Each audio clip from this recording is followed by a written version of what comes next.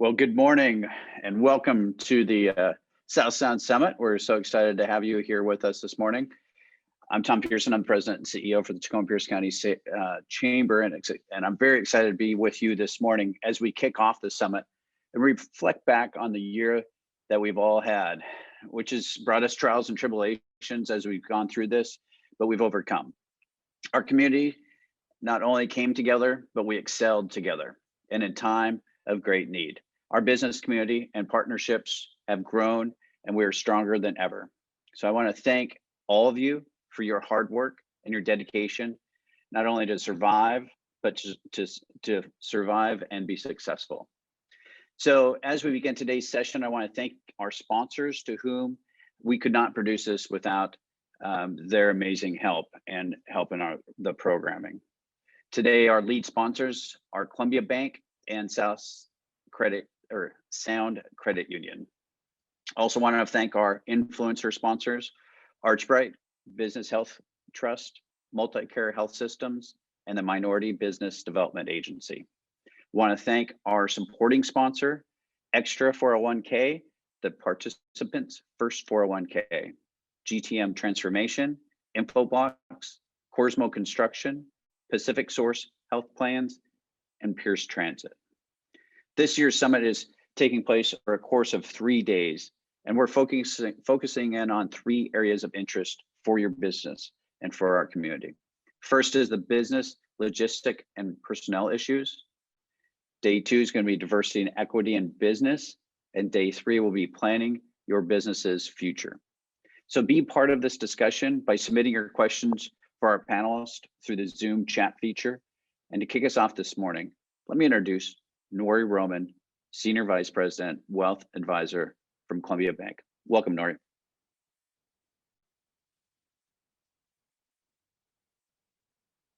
You're muted though.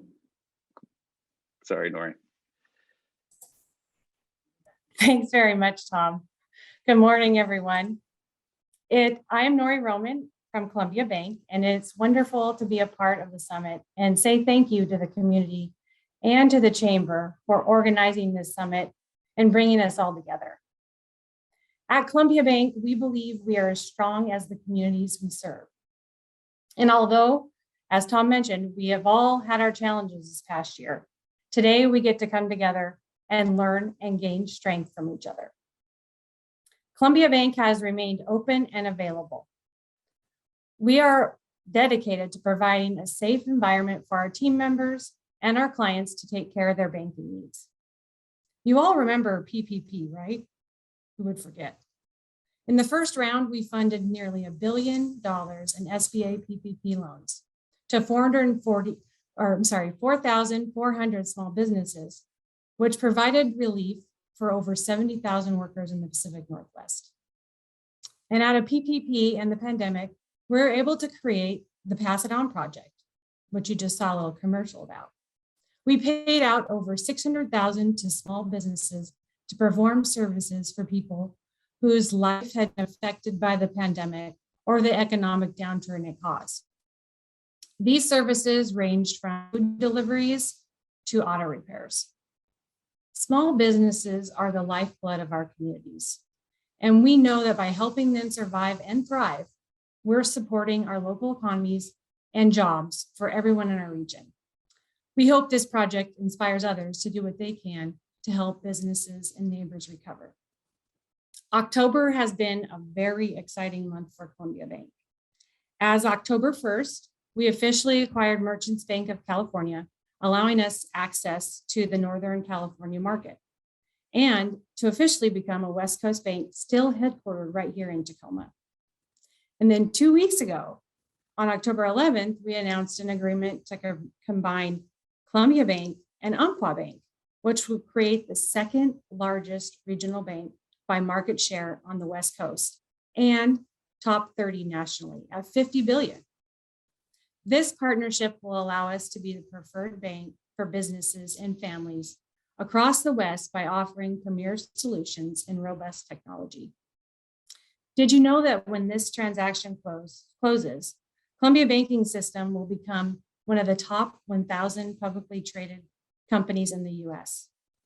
helping focus the national spotlight right here in Tacoma and Pierce County as a business-friendly alternative to other cities.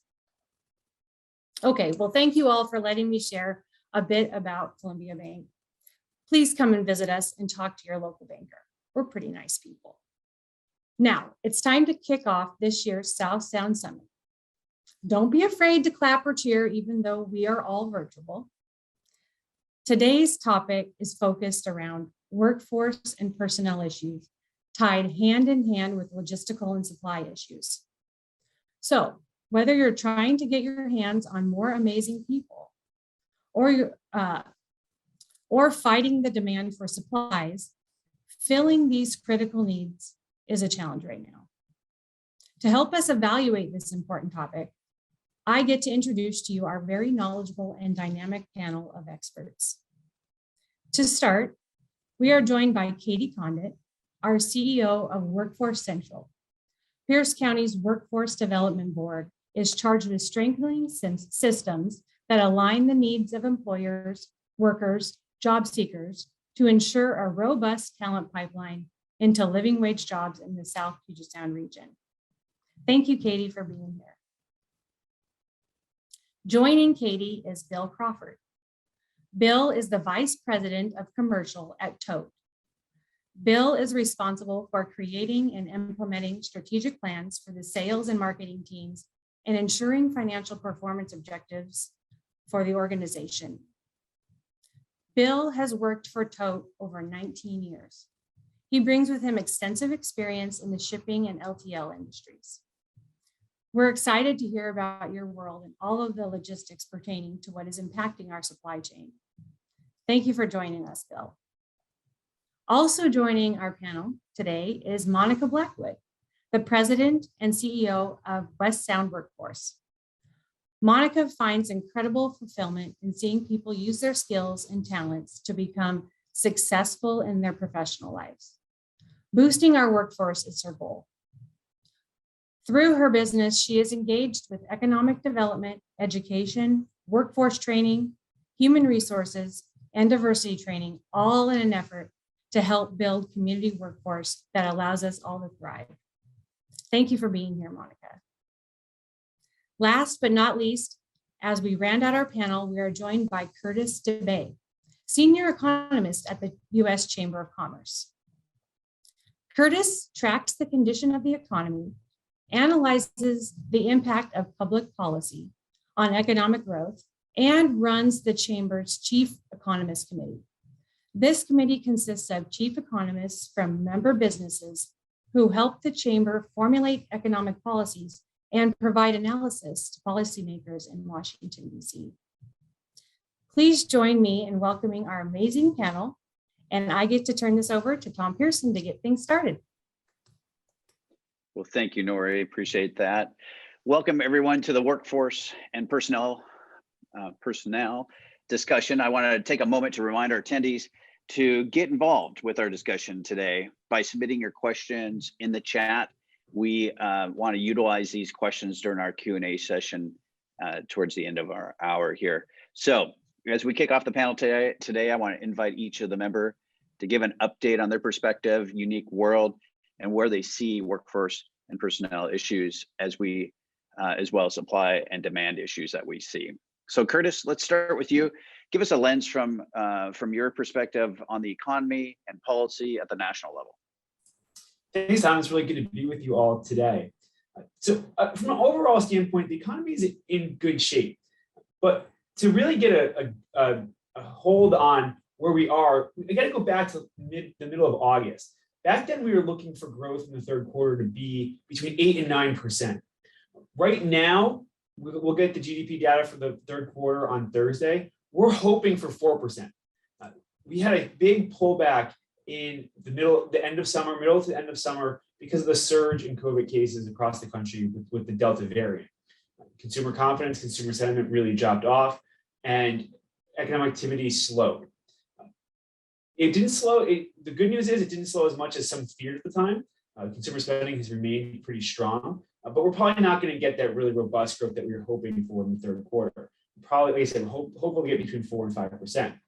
And going forward into the fourth quarter and then into 2022, the hope is that we do get that really robust high level of growth, 8% growth that we've missed out on in the last few quarters as the economy reopens. We've missed out on them because of the three major issues that are slowing the economy right now: workforce, supply chain, and inflation. They all work together, and those are the main concerns that we all have.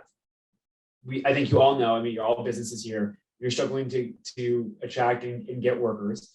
This is across the economy, across the country, in all industries. There's 10.4 million job openings in the economy right now. That has come down a little bit. It was at 11 million, but these are really record levels. And businesses are struggling to get workers into their offices and into their places of operation. The workers really are in control when you think about the labor market right now. They have a lot of power to get higher wages, to get different working conditions, different schedules, you name it. Workers have the upper hand right now. And that's likely to remain the case for the foreseeable future, especially into 2022, as it's taking longer for us to get people back to work. I really thought that once extra government benefits ran out in early September, that we'd see a bigger push back into the labor market. We have not seen that. Might be because there are still issues with the virus, including issues with childcare. Could be that there's a lot of savings built up for people all over the country. Lots of reasons for that. But eventually you would think that people will start making their way back in the labor market in a much bigger way than we've seen to this point. So we know that employers have to cater to workers to get them off the sidelines. I saw a story this week that a lot of Fortune 500 companies now expect they're going to have to let people bring pets into the office once they fully reopen. So again, workers seem to have a whole lot of bargaining power at this time. The other issues are inflation and supply chain. And prices are certainly rising 5.6% on an annual basis in September. It's much higher than most people anticipated, much higher than the Federal Reserve anticipated. And it's lasted longer than most anticipated. We thought we'd have a couple months surge at that level, and then it would come back down to a more normal level, maybe 3-4%. It hasn't. It's sticking, and it's likely to stick at that level into 2022. Our chief economist committee thinks that we'll get back to a more normal rate around 2% in the middle of 2022. But others think that it could persist at a much higher level going forward. The issues with the supply chain really complicate this because that is pushing prices up because there is big demand as the economy reopens. And we've had a strong demand on the goods side since the pandemic began, but there's strong demand. And it's really hard to get products into the country and then distributed around the country, in part because of issues with the workforce. So you can see again how all these issues play together. The issues with supply chain mean that prices are going up, which is feeding into a broader inflationary environment. The workforce is making it harder to get those supply chains fixed. And again, they're all feeding off one another. Hopefully these things abate as we get into 2022. I do think though that we're talking another at least 6 months. If we had done this presentation last year, at this time, I would have said, oh, these issues of supply chain, they're gonna work themselves out. We'll get people back into work and we'll be okay in the next few months. I've stopped making those predictions because we're now a year into this and it hasn't gotten any better. In fact, it's gotten worse in some ways. But I am overall, I'm very bullish on the economy. I think we're in a good spot considering where we were. And I think we're in for a period of really strong growth going forward. As far as I can see, even with these bumps in the road, remember, we're still going to get a pretty good growth number in the third quarter and in the fourth quarter, even with inflation, supply chain, and workforce. And we'll get an even better number once those things are worked out. Very good. Thank you, Curtis. I don't know about my dog. I think I love my dog, but I'm not sure everybody will love my dog. But it is interesting in terms of just the supply chain. I flew into LA, Long Beach area last week and saw the 80+ ships. I mean, it's staggering. And to think about how that's going to, we've heard 6 months, I've heard 12 months in terms of 2022. So how long that's going to take to really dissipate and get the systems better in place. So Well, let's go to Katie and bring this in a little bit more local and focus in on what we're seeing on the local economy as well and employment. Who's looking for jobs, Katie? Who is not? I know this is all you do, so tell us where the pain points are at. Thank you, Tom. It's great to be here. What an exciting and important conversation. Yeah, so I mean, a lot of what Curtis said is what we're seeing at the local level in Pierce County. We are back to pre-pandemic levels of employment. You know, it is a job seekers market in many ways. And I think what's interesting locally and also nationally, though, is that those unemployment levels aren't necessarily equal across demographics. So when we look at women, for example, communities of color in many pockets of our country, those unemployment levels are significantly higher. So when we think about job seekers and strategies on the ground, the nuance and the disaggregation of that data really matters in Pierce County. What we're seeing are some split trends in workforce here. So we have large groups of individuals who are really actively job seeking, who have maybe entry-level skills and aren't necessarily meeting specific qualifications that businesses are looking for. So that's one group of job seekers. And we're seeing businesses shift in hiring and strategies based on that workforce. So that's led to an improvement in hiring across the region. We're also seeing this group of people, though, who are looking to transition. There's been a significant increase in the desire to upskill, reskill. This has been called the Great Resignation, and we think of it a lot in our world also as kind of the Great Migration. We're seeing people just shift and move between roles. We've seen a significant increase in entrepreneurship over the course of the pandemic, people who are leaving their current business to start their own business. And so that's a trend that we don't want to neglect here in Pierce County. And I know the Chamber is paying really close attention to. And then lastly, what remains true is that we have significant levels of individuals who face barriers to employment, even with the job market as strong as it is. We can't hear enough about the need for childcare and people physically not being able to leave their homes unless they have somewhere that will take care of their children. So that's a systems level issue that we're continuing to work on addressing, I think, certainly at a county level, but also at a national level. And then we have something called the benefits cliff that is very real for so many people, which means this addresses individuals who are on benefits who might have access to and find some of those jobs that pay wages that are high enough to get them off benefits, but aren't high enough to necessarily make them self-sufficient. And I think there's some policy work that we need to do in that realm, but also work with local businesses to help everyone understand where these individuals are sitting and what it takes to make people self-sufficient in Pierce County. So I'll stop there and summarize by saying it's a complex workforce right now and labor market. I think it's an exciting time to see some of those system shifts. Employers are stepping up in some really great ways. To Curtis's point, whether it's bring your pets to work, whether it's flexible hybrid working opportunities, whether it's more closely addressing equal pay, equal time off policies, employers are getting really creative. And I think for those employers who are willing to, it's having some strong impacts. So all around, it's a complex market and an interesting time, but we're headed into some exciting times for the economy moving forward in Pierce County.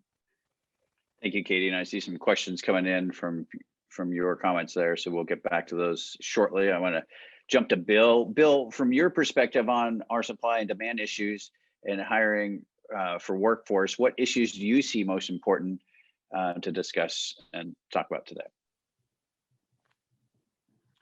Thanks, Tom. It's a pleasure to be here with you today as well.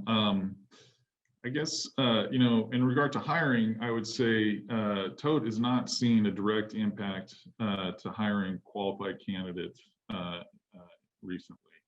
And our business has remained relatively stable. So that said, I would say the term that I've heard around here is expectations. And so the folks that we have hired, the expectations are certainly different than they were, say, a year ago. However, the transportation is all interconnected, and we have certainly seen significant labor shortage issues with many of our partners and vendors. Most of that is really in terms of, I'd say, where we're seeing this the most is drivers and dock workers and longshore to some extent, just due to so much more work being done in the port. For example, the dock shortage has caused significant issues on the carrier side, just because, you know, as there's less people that are interested in offloading and loading trailers, caused a backlog in trailers on our end, which has impacted our turns, which has increased cost on the carrier side. So that's just one example there. You know, there's certainly supply chain slowdowns across many segments in terms of manufacturing backlogs, parts availability, lack of labor. All of these things are causing increased costs. We're seeing this in terms of shortage of vehicles due to the chip shortage issue that you've heard about, building materials, and very erratic peaks and valleys in our business. I would say that you know, while there's congestion in our Northwest ports, it's not nearly to the extent that you've seen in places like Long Beach that you've mentioned. So from that point, we're in a pretty good position here locally. You know, from the tow perspective and shipping to Alaska, I would say that the domestic supply chain has not been nearly impacted as what we're seeing on the international side. So you know, our business has been resilient. We've continued to run 2 ships a week, sailing between Tacoma and Anchorage. And so we've really continued to be able to provide for the communities that we serve. And so from that point, that's great. All that said, I think just in terms of the issues most important for this group, I think, you know, it's kind of mentioned it here. From my view, it's really hiring and people development and dealing with a very uncertain supply chain. Thank you, Bill. Next, we're going to go to Monica. Your perspective on hiring trends is important to round us out here in our discussion today. What are you seeing, and are there any secrets to hiring great staff and maybe also retaining great staff as well, right? Absolutely, and thanks for having this as a discussion for the South Sound Summit. It's one of the things my husband says I geek out on all the time, are issues surrounding workforce and especially hiring trends and what can happen. So some of the things that can really help you be successful when you're hiring is, number one, act fast. Candidates are not on the job hunt for very long. So you need to be ready as an employer to make connections with them and talk with them and even offer them a position if that's what you desire, really, really quickly. Like, start talking to them within at most 24 hours after they send you the resume or their inquiry or whatnot, because you know, shelf life for individuals is really not long at all. So make sure you're going quickly. And with that, after they accept a job, try to make the start date be as close to that as possible, because another thing that we're seeing is everybody is like, oh, I've accepted another offer. In that wait time where they've accepted your offer and then they're supposed to start, they've accepted another offer as well. So make sure that you put those as close together as possible. The number one reason that people are not entering in the workforce right now, based on a variety of national surveys, is workplace safety. People are still incredibly scared about what is happening with COVID and how they might catch that. So tout your safety protocols, live them, be serious about them, address them, all of that sort of stuff. So make sure that you're doing that. And talk about it on your social media and through all of your recruiting mechanisms, as well as throughout your staff, in order to keep them, obviously. The number two reason that people aren't entering the workforce based on these same surveys is care. And that's childcare and elder care. Both are incredibly important. And so with that, I bring up the idea of flexibility. Of course, we're always talking about being flexible employers and so forth. Be curious and have conversations with those who are currently employed with you and those who are looking to be employed with you about what their situation is with respect to their scheduling, and try to find ways to make those things work within your operations. Of course, another trend, we're seeing pay rates go up.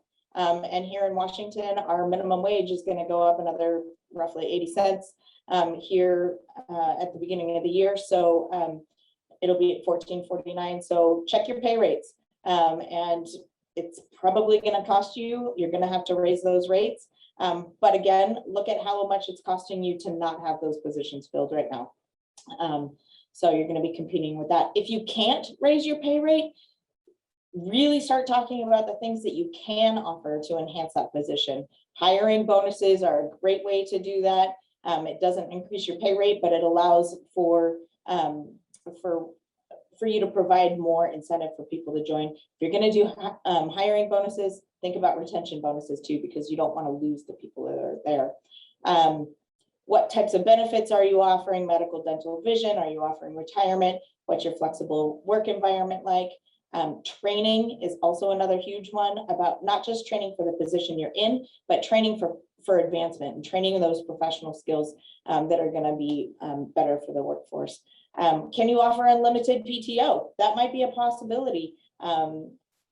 Maybe you can, in Washington, maybe you can pay those fees for the long-term care tax, payroll tax that's going in, at least maybe for the first year, whatnot. Offer pet insurance. Like Curtis said, people are wanting their pets to be fully covered, fully healthy. They are loved so immensely by people and have spent a lot of time with them. So pet insurance is a huge increase. Grocery delivery, CSA, stop, other things like that. Be as inventive and creative as possible. It doesn't mean that you have to pay for it as an employer, but if you're offering it, make sure to push that. So those are some of the trends that I'm seeing right now. Thank you, Monica. So evidently I wasn't the only person that got a dog during COVID. Everybody else has got a pet or something. And so now we need pet insurance. That's a good one. I like that for retention or attraction. So you grabbed one of the questions that we had from our attendees. What do you see as an issue for workers not returning? Katie or Curtis, anything additional? Those were some great insight there, Monica. It all ties in, but there are still issues with childcare. So most schools are reopened. Childcare facilities, though, that aren't schools, that have staffing issues. So if you can't get your younger child back into a childcare situation, it's still really hard to get back into the labor force. And the other issue that still remains a problem is the quarantining rules. So if your child is a close contact or gets COVID, they're excluded from school for a period, and then you have to be home again. So I think it's still a hiccup in the labor market. I think that will work itself out as we go forward.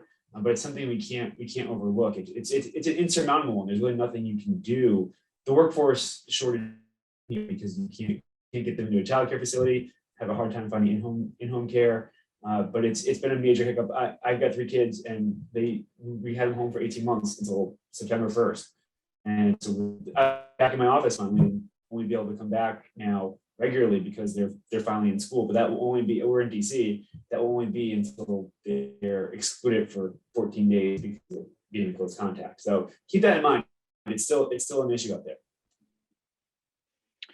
Katie, there's a question you talked about kind of the inequities in terms of the unemployment rates for women and the BIPOC community. You talk nationally, and is that a trend? There's a question here, is that a trend locally as well? Or what numbers do you have on that? Yes, nationally, locally, specifically for people of color, it's almost double in some areas, the unemployment rate than the average. And so that is not, I saw that question, not just a local trend, certainly a national trend. And it's directly connected to the barriers that were just highlighted. I think women tend to bear the brunt of childcare in a home, not always and less so, but it's still at a higher rate. And then communities of color connected to historical barriers to employment and wealth disadvantages, et cetera. And so that's where those higher rates are seen there. But yeah, locally and nationally, absolutely. And then I would also just want to amplify, Monica, I think you made the really great point, and it's easy to dismiss, but it is so very true that there is still quite a bit of underlying fear around COVID. And especially if you're someone who doesn't have robust health insurance or is a caretaker of someone who is older in your home. So again, I think it's sometimes easy to sweep under the rug, but we continue to see folks who come into our American Job Centers. And that is a number one reason that individuals struggle to return to the workforce. So wanted to amplify that. You know, Katie, you bring up the safety issues. Curtis, one of the things I think about is the federal mandate that's coming up with the 100+ employees. And by the way, that's, you know, employees. It doesn't mean it's full-time employees, right? That mandate, we saw that same mandate on the state side where we've lost, you know, percentage of our state employees. What is that going to do for the workforce as that gets implemented? And is it January 1? Do we have any clarity on that yet? I don't think we do. I think that they still haven't, I forget the acronym, but the emergency standard, they're still working on that. So that's still to come. I think there's two effects on the labor market. One is that you'll have people leaving the labor force or leaving their jobs because they don't want to be vaccinated. I'm not sure how much that we as businesses can do about that. That's a choice that they're choosing to make. The other one, though, is that you're going to see a limit on the growth in some companies. If they're close to that 100 employee threshold, they're going to choose to stay below it so that they're not subject to it. There's lots of different thresholds out there that impact this, but this will be another one, and it will keep some businesses from growing so they don't have to be subjected to it.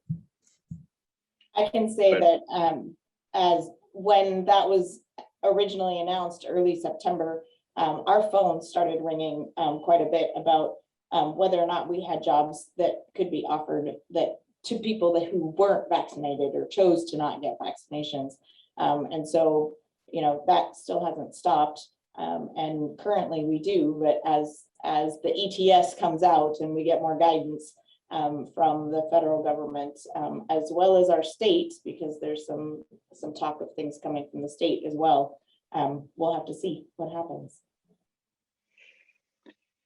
Can the issue of rising minimum wages and pay incentives and inflation or other issues be addressed? Who wants to jump on that question? I can handle it. It's being addressed by the market, and the $15 minimum wage is kind of inoperative right now. I was on vacation this summer in Northwest Michigan, up by Lake Michigan, very northern part of Michigan. It's somewhat remote, and McDonald's and Burger King across the street from each other were advertising $15 an hour minimum wage, starting wage. So it's here. The $15 minimum wage is here because of the fallout from the pandemic. Government intervention with the extra benefits really did play a role. So I don't know how much it is really market, but the market is paying that level, and it's here to stay.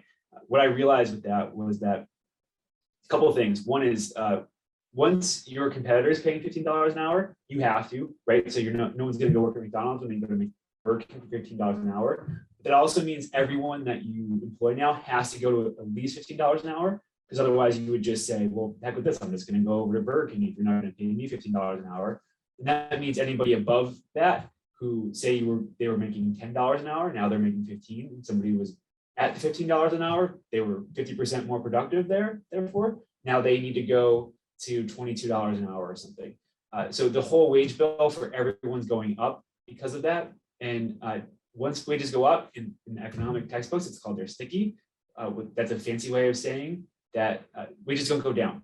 So where they are now will kind of be the new level going forward. Got it. Monica?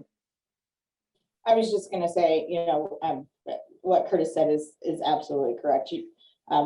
Companies here, McDonald's just down the street from me is actually $15.50 is their rate that they're paying people to come and work for them. So businesses are just going to have to increase. But $15 an hour, if you think about it, that's just over $31,000 a year. So if you think about trying to live in Washington State on $31,000, just to put it in perspective, a lot of people talk about the hourly rate, but then if you think about it from a collective wider vision, that's just over 31,000 a year. Bill, in terms of the supply chain, what do you guys see on that? And in terms of, getting your shit, I mean, obviously I've actually been there when they start loading them, but getting the supplies up to Alaska, I mean, for the audience, I always say it's probably not right, Bill, but 80% of all freight that goes to Alaska comes through tote and through those two ships every week. And I mean, that goes to furniture to net. So what does that look like, and how does that look like as it gets into Alaska?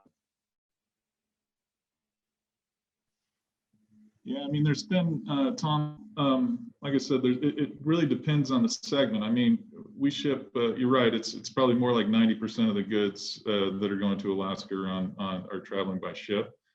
There's been significant shortages on things like vehicles, like I mentioned. And so rather than bringing new vehicles in, the dealers up there are trying to find used vehicles down here. So you've seen a huge increase in what people are getting for costs on used vehicles because there's so much demand there. And I would say for things like anything to do with materials, building materials, those things are either they really slowed down or it's coming in peaks and valleys. And so as you've got 90 ships or whatever in Long Beach that are offloading, these huge ships are coming in. There might be some of the retailers that are in Alaska have got a shortage of supply, but then it all comes in at one time. And so once that product gets here, what we're seeing is, we're able to load it. We've got plenty of capacity, and we're a little bit different just in terms of we own our terminals, and so we're not sharing with other vessels, but we're able to move the product up fairly quickly, as we always have. But then when you get to the other end, there is an issue of labor shortages and dock workers, in some cases drivers and things like that, that's causing the bottlenecks or shortages. And you're seeing that when you're going into your local retail stores where there's no product on the shelf, and so it varies across segments, but I would say certainly all segments are being impacted in our business, and some are doing better than worse. And I think it just becomes, a lot of it boils down to where their product's being sourced from. Is it coming from the U.S.? Is it coming from overseas, and that sort of thing, which is having a big impact. And Bill, anything to expand upon in terms of the federal mandate that's coming up? Obviously, there's still rules being written, but I presume tote's over 100 employees based on what I know. How are you guys getting prepared for that as that's coming? And any insight to help other businesses that are thinking about that? Yeah, it's been a big deal. I mean, we've been working on it for the past couple of weeks. We fall under the executive order where I think it's over $250,000 a year in federal contracts, and you're subject to that order. And so, we're mandated, if we want to continue to do business with the government, that we need to follow that executive order, which is that our employees are all vaccinated. And so we're working through that process right now. Katie, maybe it's Katie, a couple of you here. I guess it's not just Katie, so I won't just pick on you. How can higher education help and encourage fill those skills gap, especially for those looking at transition or upskill jobs? And higher education can be a multitude of things, right?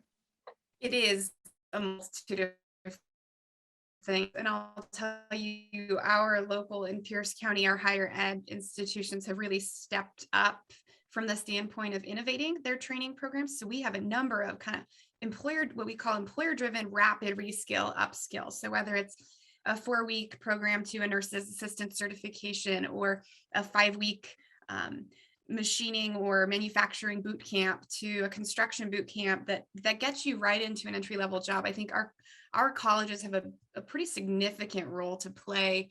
And I think we tend to think of higher education as a slow-moving train, and that's becoming less and less true as they innovate those rapid kind of reskill, upskill programs. And they already have the infrastructure to do that. So that's a powerful That's a powerful opportunity. And I'll say within that, and I think it's a great suggestion to employers, is get in the earn and learn game. What we know is so true from the research around reskill upskills, that this apprenticeship model, this idea that people earn while they learn and train, is a game changer. And so connected to these, whether it's rapid reskill, upskill projects, or an apprenticeship on the job training, there is a multitude of resources out there in our region to support businesses and colleges as they run and lead these training programs to ensure people are earning while they're learning, which increases participation and ability to upskill, reskill. I see in the chat, Bates is a great example of a really powerful partner with the employer community in terms of training and upskilling. So would love to connect anyone interested to more resources specifically for businesses on how to get engaged and earn and learn opportunities. It's a build your own pipeline approach.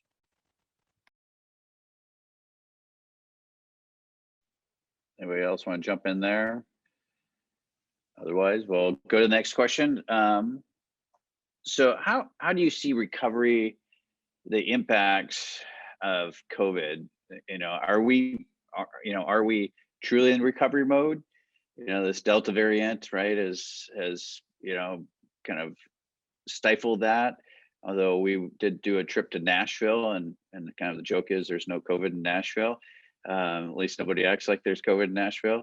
But tell us kind of what is, and Curtis, maybe you can start because you kind of made some comments towards that, but maybe re-emphasize I'm chuckling where because we at. I live in Washington, DC, and we've been very much lockdown is probably too strict of a word, but the restrictions have been pretty tight. And you go to different areas of the country, and I just there's no COVID here. It's just there's no restrictions, which is pleasant when you're coming from a place with so many. But what I'm looking at for terms of the economy moving to a post-COVID or endemic COVID world is the decoupling of cases from economic activity. So we've had the surge of Delta, and we definitely had an economic pullback. But in the last couple months, I would say more like 6 weeks, we've finally seen a decoupling from the cases and spending. So I think I mentioned it, that consumer sentiment and consumer confidence really tanked in mid-August, which is why those estimates for growth really tailed off sharply at that point. So the consumers are feeling really the worst they felt since the pandemic began. They were just sour on the economy, depressed in August and September. The expectation was that would translate into lower spending in August and September and going forward, but that didn't come to fruition. Consumer retail sales rose in August and September. Overall consumption spending on both goods and services rose in August. We'll get September numbers on Friday. What that tells me is that there has been this decoupling from, what I hope is a beginning of a decoupling of cases and spending. So consumers might feel bad because cases are rising, but they're going to go on spending as they would normally, and we'll get back into a more normal pattern that isn't. So what we've seen very clearly is cases go up, spending goes down, and vice versa. So I'm encouraged by that decoupling, and I think I'm hopeful that we continue to see that going forward.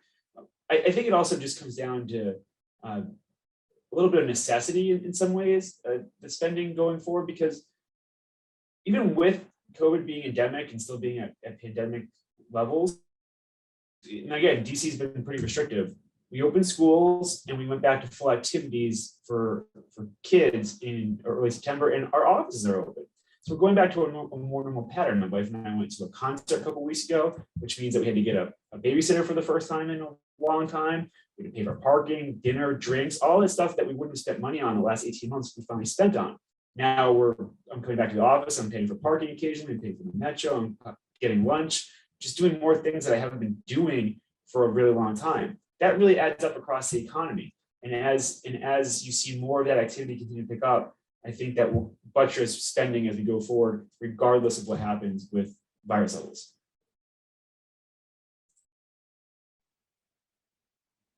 Other comments, trends folks are seeing?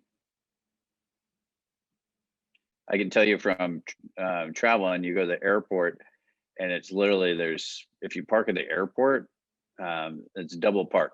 double parking only. People are parked everywhere at the airport. It's crazy if you do the terminal parking. But to me, it's one of those trends, right? You kind of watch these trends that happen, and it's pretty staggering.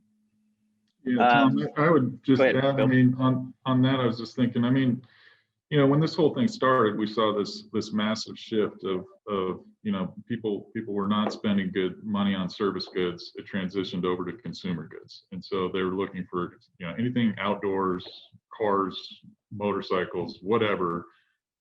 We saw this huge shift in that, which is obviously had a big impact when you talk about things like supply chain. Is that demand has risen, and then also you've got this issue with labor, which has actually decreased.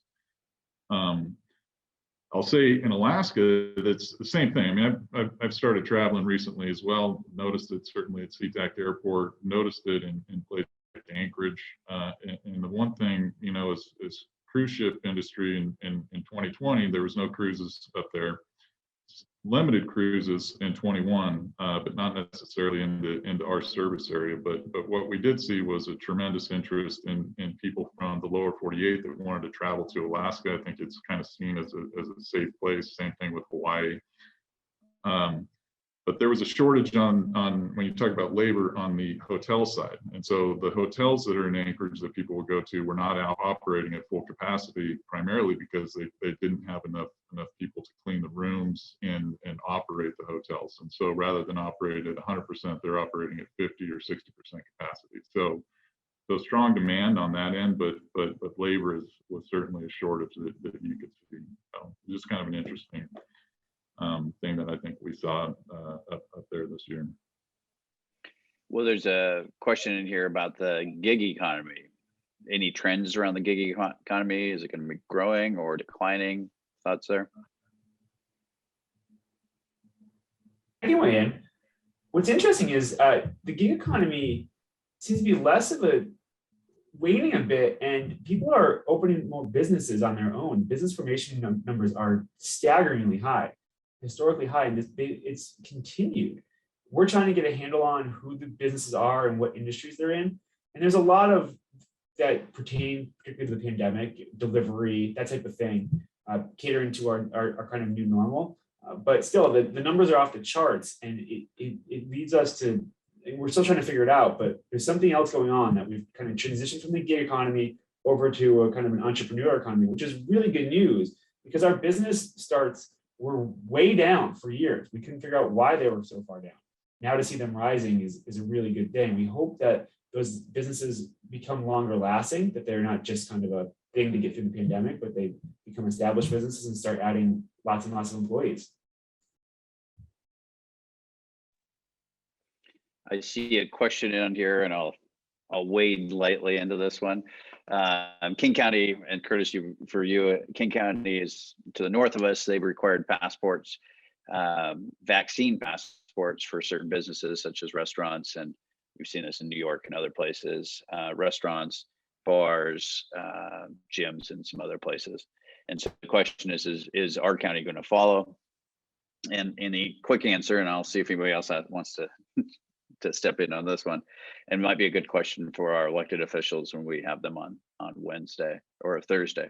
But the quick answer is maybe it might happen. I mean, I think the reality is that we've been kind of, even though our numbers have come down, they still haven't come down enough for the health department and other officials. And so can more folks get vaccinated?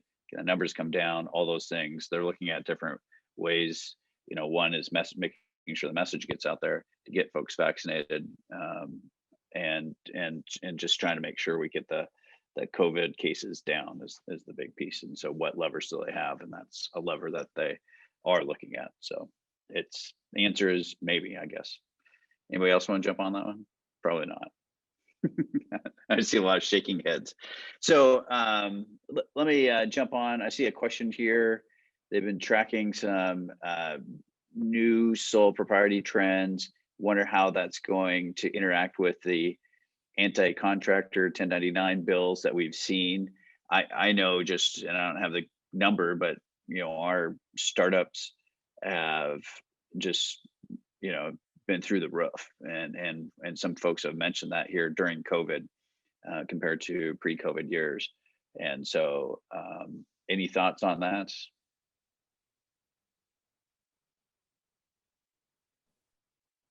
I guess I would just jump in and say, from the federal level and the state level, figuring out if somebody's a 1099 or a W-2 employee, it's so complicated. And right now it's so unclear that I see a lot of people wanting to open their own business, so to speak, under sole proprietorship in order to make it work. But I also think that comes from the ability for individuals to really control their work circumstances, right? If they're a sole proprietor, they can set their own schedules. They can make sure that they are following safety procedures and all of that. So I think a lot of the reasonings why people aren't entering into the workforce, they're instead setting up, they've figured out how to survive from an income basis over the last 18 months doing something. And so they're transitioning that into some sort of business where they're able to control their environment, their work environment as well. Thank you. Go ahead. Yeah, I'll add, we just saw some recent data on this, and we're digging into this more in Pierce County, but specifically in this realm, the number of these micro businesses is a really key indicator of certainly of economic stability through the pandemic, but also of thriving as we come out of the pandemic. And those micro businesses aren't meant or ever intended to provide self-sufficiency for a household, but are sort of that extra income business. And that's where we saw a startling increase over the pandemic, was sort of side income with what's termed micro businesses. And so as an economic indicator of community thriving, that data is really important as well. So I'm going to ask each of you a kind of a two-part question. We're getting down on our time here, so just kind of a quick, what's one piece of advice that you give to the businesses that are here today? And what's one thing that you're hopeful for 2022? I can start. So my piece of advice is to plan for a very strong economy for the rest of 2021 into 2022 and beyond, but plan for bumps in the road. We're going to get to a new normal that will be better than the pandemic, but it's going to be different than pre-pandemic. And we're going to have issues cropping up that we can't foresee right now. So maybe the supply chain gets better, but something crops up somewhere else. It's not going to be a smooth path going forward. We'll get there eventually, but that's 2023, 2024. That's down the road. So the economy will be good into 2022, but be nimble and just know that things are going to arise that we cannot predict right now. Thank you, Curtis. Katie? When I think about what I'm most looking forward to, I think it's true that we all know this sort of tension and struggle begets innovation. And I think we are looking towards a 2022 with some incredibly creative solutions that help us innovate forward when we think about the current struggles we're having with the workforce. So that's something that across Pierce County, I think we'll be doing a lot of sharing best practices and learning from each other as businesses in terms of what that innovation looks like. And if I had one piece of advice, I would say, and it's not possible for all employers, but for most it is figure out how to get into the grow your own workforce pipeline, or these earn and learn opportunities that are available. It can look really unique and specific to your business, whether it's internships, whether it's apprenticeships, whether it's connecting to these rapid training opportunities that fuel employees straight into your pipeline.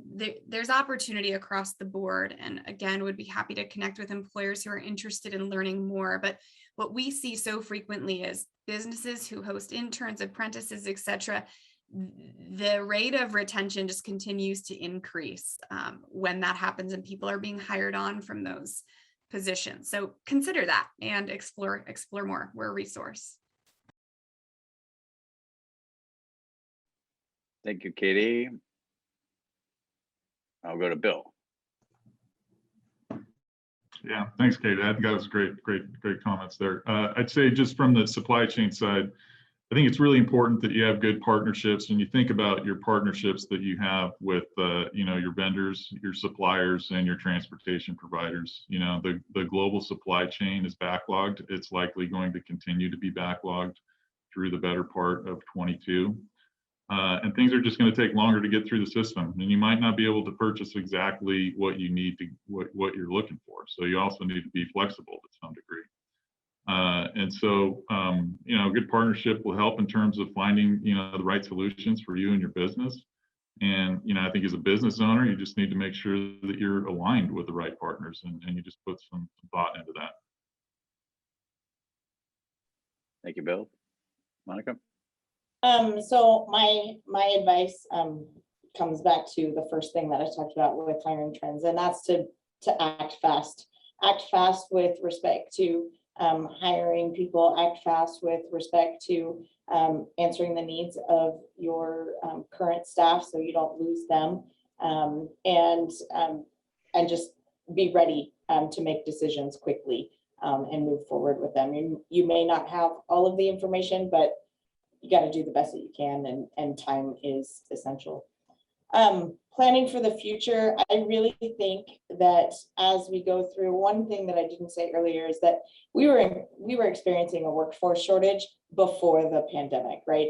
Our baby boomers were retiring, and families were not growing at the same rate that we were having people retire, plus adding more jobs to our economy. So that's something that happened before. With that goes to my plan for the future, which is I think that roles will be different. Businesses are going to figure out in the next year or so how to do their business differently, and because they have so many open roles, they have to keep going, and therefore that's going to shift what jobs come in the future, and employers need to be ready also to help train the workforce for those jobs in the future, and partner with our educational systems to do that. So. All right. I know I said that might have been the last one, but I do have one quick one. Katie, that came in.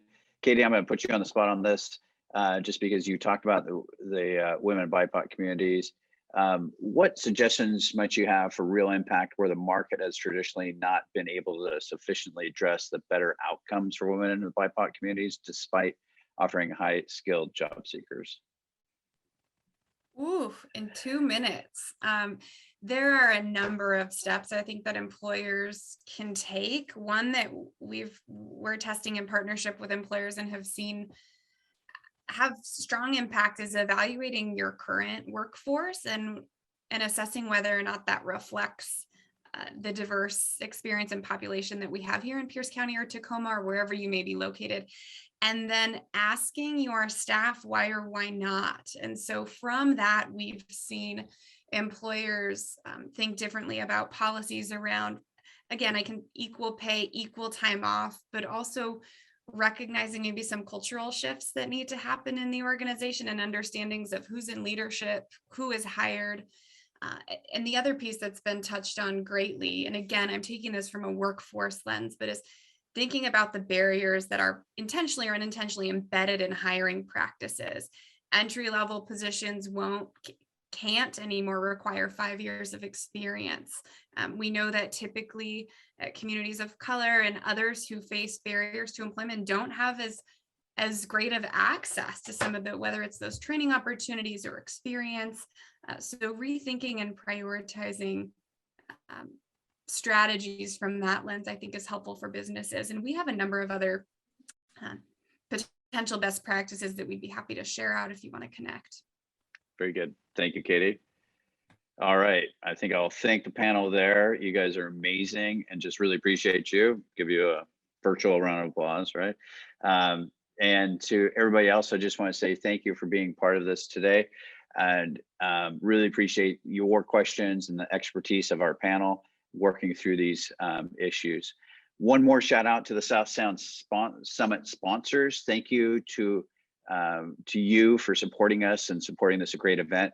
Columbia Bank, Sound Credit Union, Archbright, Business Health Trust, Multicare Health Systems, InfoBox, Minority Business Development Agency, Extra 401k, GTM Transformations, Corsmo Construction, Pacific Source Health Plans, Pierce Transit. So this is the first day and we've got more. So we'll see you back here tomorrow, same time, same channel for day 2, the South Sound Summit. Tomorrow we'll dive deep into the topic of diversity and equity in business and exploring the amazing things our community is doing. So until then, have a wonderful day and keep up the great work that you are doing in the South Sound as we strive to make the South Sound the most equitable and inclusive place to do business in Washington State. Thank you very much.